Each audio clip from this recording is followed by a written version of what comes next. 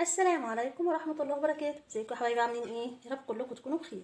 اهلا وسهلا بيكم في فيديو جديد معايا. النهارده ان شاء الله هنعمل مع بعض مربى الفراولة.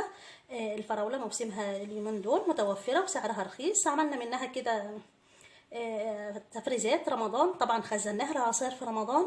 طريقتها بتكون سهله، بنغسلها وبنسيبها تصفي ميتها، بعد كده بنقطعها وبنخلطها بكميه السكر اللي احنا محتاجينها ونعبيها في اكياس كده، كل كيس على قد استخدامنا. وفي الفريزر على طول بنشيلها، بتفضل معانا طول السنه، مش بجرى لها اي حاجه. دلوقتي انا هعملها معاكم مربى بطريقه سهله كده ان شاء الله. برضو نستغل فيها الموسم بتاعه وهي رخيصه كده، ونعملها فراوله. هتنفعنا طبعا وهتعجب الاولاد جدا ان شاء الله. دول كده 2 كيلو ونص، انا لسه شاريها طازه دلوقتي.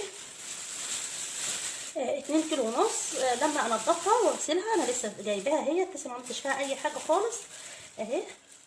هغسلها كده وانقي منها الحبه الحلوه اللي فيها واشيل منها العنق